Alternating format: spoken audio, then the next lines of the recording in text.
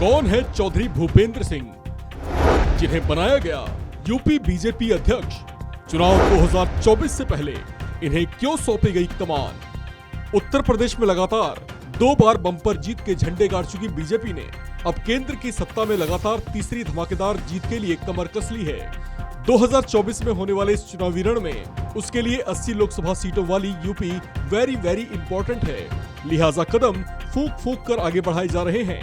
किसी विषय पर गहरे मंथन के बाद ही रणनीतिक फैसले लिए जा रहे हैं। लिहाजा इस बीच पिछले कुछ हफ्तों से खाली पड़ी यूपी बीजेपी अध्यक्ष पद की कुर्सी को भी भर दिया गया है। इस पद पर आसीन हुए हैं चौधरी भूपेंद्र सिंह। 2024 में होने वाले आम चुनाव से पहले 80 लोकसभा सीटों वाले उत्तर प्रदेश की कमान इन्हें सौंपी गई है। जाहिर है इसके पीछे बीजेपी की बड़ी चुनावी रणनीति भी होगी। राजनीतिक गलियारों में चर्चाएं हैं कि बीजेपी इस जाट ओबीसी चेहरे के दम पर पश्चिमी उत्तर प्रदेश की जाट बेल्ट वाले इलाकों में अपना दबदबा और सिंपैथी बढ़ाना चाहती है, तो वहीं मध्य और पूर्वी उत्तर प्रदेश में ओबीसी वोट बैंक को भी मजबूत करना चाहती है।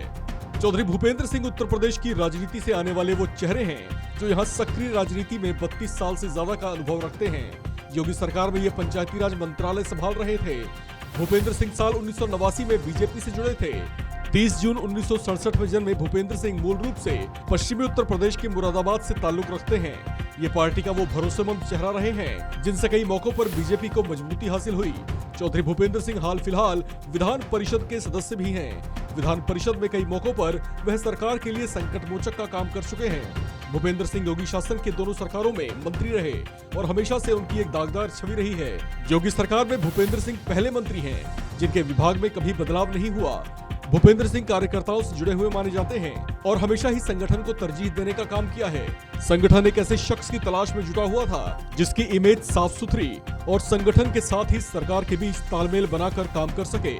केंद्रीय आलाकमान की इन अपेक्षाओं पर भूपेंद्र सिंह खरे उतरे। भूपेंद्र सिंह चौधरी साल 2007 से 12 के बीच पश्चिमी उत्तर प्रदेश के क्षेत्रीय मंत्री रहे।